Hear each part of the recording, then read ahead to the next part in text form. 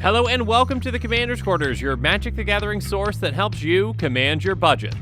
This show and episodes like this one are possible thanks to viewers like you. If you're looking for an easy way to help support this show, make sure that you like, share, and subscribe. Also, hit that bell notification icon so you don't miss any new episodes. You can also go check out our playmats and other merchandise at thecommandersquarters.com. Another easy way to support this show is with our TCGplayer affiliate links. So whether you're buying a deck or individual cards, you can use this general link right here or one in the description. And the final way that you can support this show is by supporting us directly by becoming a patron. There are many benefits to being a patron, and I truly couldn't do this without all their support. Hey everyone, Mitch coming in from the Commander's Quarters studio. Welcome to the show. So, on today's episode, I've got a brand new deck tech for you that's all about time. Spending time with your friends. It's a timeless deck. So, yeah, with all that said, it's time to get into the episode. So, the ground rules for my deck techs are as follows. The budget is $50 or less, and that's an overall deck cost. So, that cost includes shipping as well as commanders as long as they're $10 or less, but basic lands will not be included in that price. On my deck techs, I'm going to take you through the strategy, the tactics, and how the deck wins.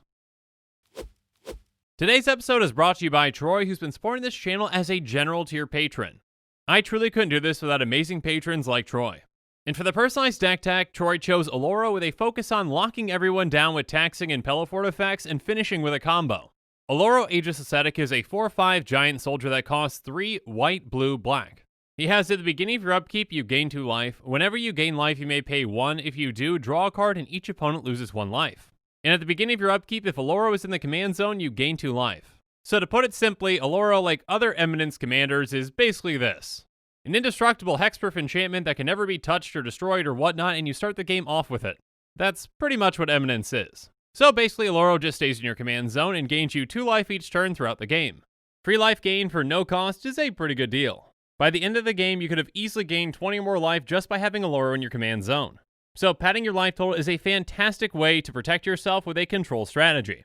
And again, with this kind of a deck, we're looking to control the board, protect ourselves, and win with a combo. And just a quick note that since Oloro's price is currently over $10, his price is not going to be included. So in the price breakdown, his price isn't included for this deck or for the EDH rec deck. Anyways, the strategy for this deck is pretty simple. We're going to slow everyone down and protect ourselves. This deck is focused on winning over a long period of time, so padding our life total with Oloro is ideal. And then how do we win with this deck? We're going to win through attrition with a combo or other means. So giving ourselves enough time, we can win in a couple of ways. And as always with these deck techs, I'm going to take you through 10 different tactics to show you how this deck works and how we're going to win with it. So let's start things off with tactic number 1, aesthetically pleasing. And first up, there's Guardian Idol. Sorry, Bobble. Anyways, Guardian Idol comes into play tapped and taps for a colorless, and Prismatic Lens can tap for a colorless and can also filter our mana. Next up, we've got Star Compass and Sphere of the Suns, both of which come into play tapped. Star Compass can tap for any of our colors depending on our land situation, and Sphere of the Suns can tap for any color 3 times. Next up, we've got Azorius Signet and Orzhov Signet, both of which we can pay 1 into and tap for 2 of our colors. And then we're going to be running Talisman of Hierarchy, which is the only budget talisman for these colors. And finally, we're going to be running our 3 lockets with Azorius, Dimir, and Orzhov. Each of which can tap for their guild's colors, we can pay 4 of their guild's colors into them and tap and sacrifice them to draw 2 cards. Now, ramping helps us cast more spells, but how do we hinder our opponents from casting more? So let's find out in tactic number 2, pay up. First up, there's Dove in Hand of Control, who has artifact, instant, and sorcery spells your opponents cast cost 1 more to cast. So outside of enchantments and creatures, this can really slow our opponents down and make them think twice before casting certain things. And then Spelltithe Enforcer says whenever an opponent plays a spell, that player sacrifices a permanent unless they pay 1. Most opponents aren't going to be willing to sacrifice things, so this can really slow them down. But perhaps the best way to slow our opponents down comes with the golden pig of this deck, which is the number 1 card out of our 99. And the golden pig of this deck is God Pharaoh's Statue. God Pharaoh's Statue is a legendary artifact that costs 6, and it says spells your opponent's cast cost 2 more to cast, and at the beginning of your end step, each opponent loses 1 life. This card is fantastic in this kind of a deck. 2 extra mana is a lot to pay for each and every single spell. This can really slow our opponents down to a crawl and help us gain control of the game. On top of that, it does drain each of our opponents at the end of our turn, which can be impactful as well. Towards the end of the game, this can get someone well within range to be taken out. This card is perfect at doing exactly what this deck wants to do, and that's what makes it the Golden Pig. But we're not quite done with our punishing effects just yet. So now let's move on to tactic number 3, Just You. First up, we've got Imposing Sovereign, which says creatures your opponent's control enter the battlefield tapped. And then Frozen Aether and Kismet do the exact same thing and take things a step further. They each say artifacts, creatures, and lands your opponent's control come into play tapped. These can be absolutely brutal cards and slow our opponents down a ton. Their creatures coming into play tap means that haste basically does nothing and that they can't block with them when they come down. And then their mana rocks and then their lands are also going to come into play tap, so it's going to slow them down mana-wise as well. Another way to slow our opponents down, or just to make them play quote-unquote fair magic, is Lavinia Azorius Renegade. She has each opponent can't cast non-creature spells with converted mana costs greater than the number of lands that player controls. And whenever an opponent casts a spell, if no mana was spent to cast it, counter that spell. So these are one-sided effects that do not affect us and can really hinder certain opponents.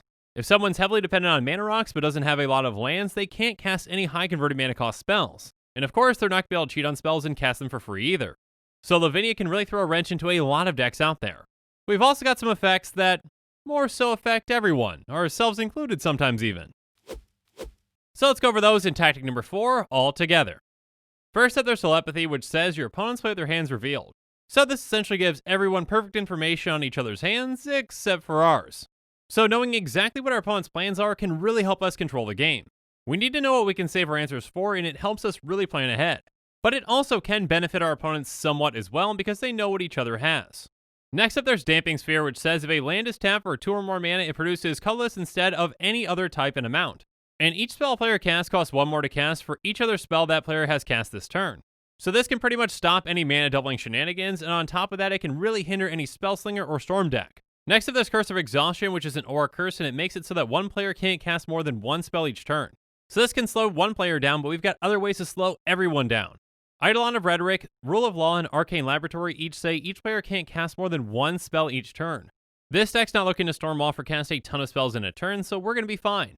But other decks depend on casting multiple spells in a turn, so they're not going to be as lucky.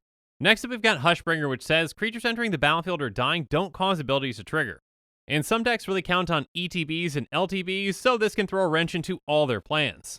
Finally, there's Silent Arbiter, which says no more than 1 creature can attack each combat and no more than 1 creature can block each combat. So that giant army of tokens over there isn't going to do much. But this is by no means the only way to protect ourselves in combat. So let's go over some more ways in tactic number 5, Pillowfort. First up, we've got Archon of Absolution and Baird Suitor of Argive, which basically do the exact same thing. They each say creatures can't attack you or a planeswalker you control unless their controller pays 1 for each of those creatures. So more and more taxing effects for our opponents wanting to do anything. So if they want to swing our way, they have to pay for it. And then War Tax has pay X in a blue, creatures can't attack this turn unless their controller pays X for each attacking creature. So this can be a taxing effect to protect ourselves, but it also can be a political tool. If one of our opponents is wide open and someone else is going to attack them, we can make a deal ahead of time. Next up, there's Teferi's Moat, which when it comes into play, we choose a color, and then creatures of the chosen color without flying can't attack us. It might not seem like much, but in the right situation, this can really shut a player down from attacking us and force them to go somewhere else. And then there's Martial Impetus, which says enchanted creature gets ++1 and is goaded, and whenever it attacks, each other creature that's attacking one of your opponents gets ++1 until end of turn. So this forces one creature to attack somewhere else, and it incentivizes that player to attack other opponents with their creatures. Next up, there's Bloodthirsty Blade, which can help us out as well. It's going to give equipped creature +2/+0 and is goaded. We only have to pay 1 to attach it at sorcery speed to a creature an opponent controls. So on our turn, we can switch it to something else if we need to. And finally, there's Everwatching Threshold, which says whenever an opponent attacks you and/or a planeswalker you control with 1 or more creatures, draw a card. So if they're going to attack us, we at least get a benefit out of it. But of course, this isn't the only way that we're going to be drawing cards. So now let's move on to tactic number 6, Keep Thinking. First up, there's Monastery Siege, which can either help us loot, or it can make spells our opponents cast that target us or a permanent we control cost 2 more to cast. Next up, there's Frantic Search, which can help us basically loot 2 for free. And then Read the Bone says scry 2, then draw 2, and you lose 2. 2 life is a small price to pay, especially in a deck that's going to be gaining a ton of life. Next up, there's Factor Fiction, which makes us reveal the top 5 cards of our library, and opponent separates those cards into 2 piles. We get one of those into our hand and the other into our graveyard. And then Epiphany the Drown Yard is basically a reverse Factor Fiction, but for X. And then Read the Runes is another X spell, which says draw X cards, then for each card drawn this way, discard a card unless you sacrifice a permanent. So this can really help us dig deep and get the right cards that we need. Next up, Random Revelation is going to make us draw 3 and then discard 1. And Precognitive Perception also lets us draw 3, but we also scry 3 first if we cast it during one of our main phases. Next up, there's Opportunity, which just straight up lets us draw 4. And finally, we've got some tutors as well with Diabolic Tutor and Razaketh's Right. Both can help us get one of our combo pieces that we need, or pretty much anything else, and Razaketh's Right can even cycle for a black. And sometimes we might just need something that can help us clear things up. So let's move on to tactic number 7, No More. First up, there's Kaya's Wrath, which says destroy all creatures. You gain life equal to the number of creatures you control that were destroyed this way. And then there's Route, which says destroy all creatures that can't be regenerated, and we can cast it at instant speed if we pay 2 extra. Next up there's Time Wipe, which says return a creature you control to its owner's hand and destroy all creatures. So there might be something that we need to say before we blow everything up. And then Realm Cloak Giant is a 7/7 with Vigilance, but it has an adventure with Cast Off that costs 3 white. And that adventure says destroy all non-giant creatures. And for the most part, you don't see too many giants in Commander, well, outside of Oloro. Anyways, finally we're going to be running Phyrexian Rebirth, which is going to blow up all creatures, then we create an XX Colorless Horror Artifact Creature token, where X is the number of creatures destroyed this way. So the more creatures on the board, the bigger our token is. But outside of Wrath, we're not quite done with messing with our opponents just yet. So now let's move on to tactic number 8, not now. First up, there's Miscalculation, which we can cycle for 2, or it's going to counter target spell unless its controller pays 2. And then Mana Leak takes us a step further and counters target spell unless its controller pays 3. With our slowdown and taxing effects, it's going to be hard for opponents to pay that extra cost. Next up, there's Negate, which can counter any target non-creature spell, and Neutralize can counter any spell, and on top of that, we can cycle it for 2. But if something slips through and our opponents get something on the board that we don't like, we need some ways to deal with that as well. So let's talk about how to do that in tactic number 9, Get Out. First up, we've got Into the Royal and Blink of an Eye, both of which do the exact same thing. They're going to bounce target non-land permanent back to its owner's hand, and if the spell was kicked, we draw a card. And then there's Oblation, which can deal with pretty much anything. It says the owner of target non-land permanent shuffles it into their library, then draws 2 cards. This is actually a very flexible piece of removal that we can actually use on our own thing as well if we don't need it and we need to draw something. And then we've got Forsake the Worldly, which is going to exile target artifact or enchantment, and we can cycle it for 2. Finally, there's Crush Contraband, which can deal with multiple things. It says choose one or both, exile target artifact or exile target enchantment. Again, slowing things down and controlling the board is key for this deck, and these cards can really come in handy. But how are we actually going to win with this deck? Let's find out in tactic number 10, Massive Gains. First up, one of our combos is Teferi and Knowledge Pool. Teferi Mage of Zhalfir has Flash and says creature cards you own that aren't on the battlefield have Flash, and each opponent can cast spells only any time they could cast a sorcery. So on his own, Teferi can really slow our opponents down, but he also works perfectly with Knowledge Pool. Knowledge Pool is imprint and says when it enters the battlefield, each player exiles the top 3 cards of their library. And whenever a player casts a spell from his or her hand, that player exiles it. If the player does, he or she may cast another non-land card exile with Knowledge Pool without paying that card's mana cost. So this might not be apparent at first, but with both these cards in play, we essentially lock our opponents out from casting any spells. If that opponent was going to be casting that second spell with Knowledge Pool, they're technically not casting at sorcery speed. It's kind of a technicality in my eyes, but it works. So they can't cast anything, but we can cast anything from Knowledge Pool. So with these two in play, it's just a matter of time before we win. Also, keep in mind that Lavinia actually combos with Knowledge Pool as well, locking opponents out in a similar way. Because when they go to cast that spell without paying its mana cost, it's countered. Anyways, moving on to our other combo with Time Sieve and Thopter Assembly.